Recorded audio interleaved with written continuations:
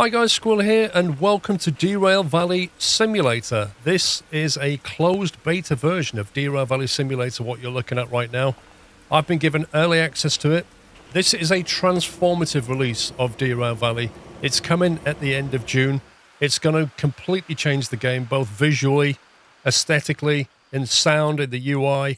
It's going to make it more approachable to new train sims fans, as well as deep simulation for all your experienced guys out there looking for a bit more from your train sim.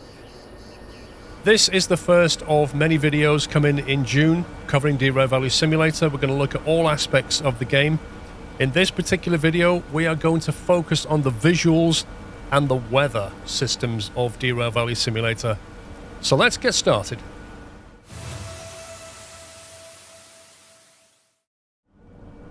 So welcome to Derail Valley Simulator. What a release this is. The first most obvious thing to note is it's dark. It's dark outside because now we have full day-night cycles. The second thing to note, it's chucking it down. It's rainy. You might have even seen some lightning out there. The weather is atrocious. We've never had weather in the game. It's always been sunny all day long in Derail Valley.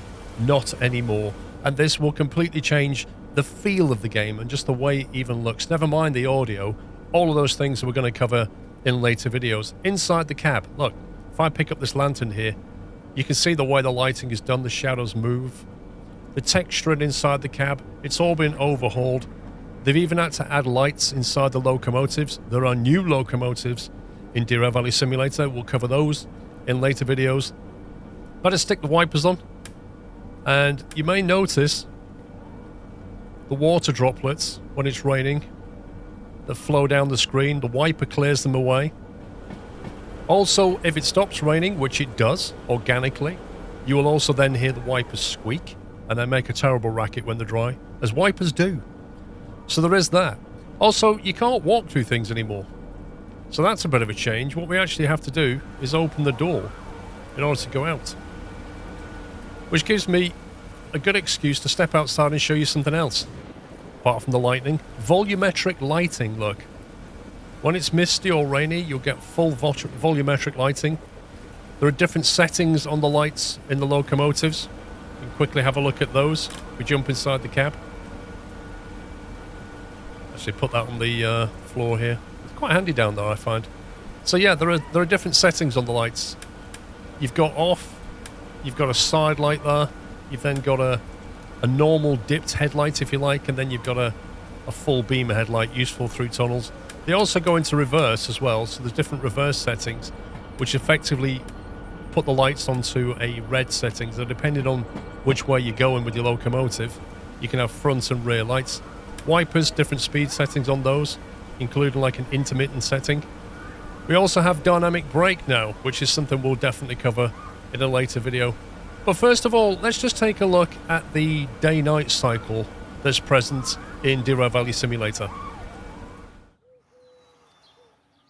So I'm currently in sandbox mode, which means I can change the day-night cycles and the weather, etc. And I've got it right now on effectively a time-lapse, so a speeded up day. A normal day-night cycle, 24-hour period in Derail Valley will be about 2 hours of real time. But right now I've got it accelerated just so that you can get a feel for what happens through the day. Now, at the moment I've fixed the weather is actually dynamic, but just wanted to give you a feel for how things change through the day. The lighting, the shadows, even the way the stars move. You'll even see the moon going across the sky. Absolutely fantastic. But let's do the same thing, but we'll bring the dynamic weather in. So now pay attention to what's happening, particularly with the sky. You'll see that the wind direction is changing. The clouds start to change over time. Remember, this is all sped up. But the weather changes. You'll sometimes have mist. Sometimes it'll be very cloudy and dark. Other times the moon will be up and you'll get some night light. Then you'll get the rain. Occasionally you'll get some thunder. Mist will come and roll in. You imagine as you're playing the game now in Derail Valley, you're driving around your trains, and depending on when you choose to take a particular delivery, the weather and the day-night cycle can have a transformative effect on the experience of just driving through the valley. Never mind the difficulty, but just the way it looks. I mean, if you was to derail your train in the middle of the night in the rain and you didn't charge up your flashlight, oh, did I mention that? Your flashlight is solar powered. So if you didn't charge it up during the day, you can have a lot of fun trying to recouple and get your cars back on track. But look at it, it's fantastic. And not only that, the audio has completely been transformed as well, but we'll cover that in a later video. But this is it, day-night cycles and weather in Derail Valley Simulator. I briefly showed you around the DE6. This is the DE2. It's also been redesigned. Works in a different way. Again, we'll cover that in a later video, but just wanted to show you what the console looks like. There are many changes in Derail Valley Simulator to the visuals as well as to the actual underlying simulation. For example, we now have level crossings. They're not functional, but they're there. Maybe they'll be functional in a later release.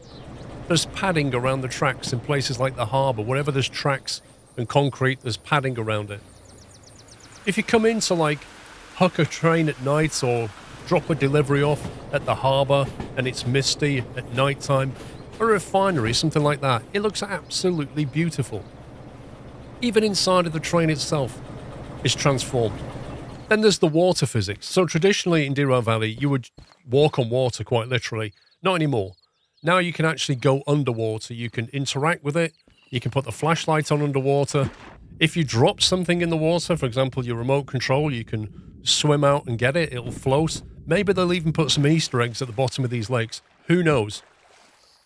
Oh, and in case you're wondering, both the lantern and the lighter's fire will be extinguished if you put it underwater. Quite a cool little touch.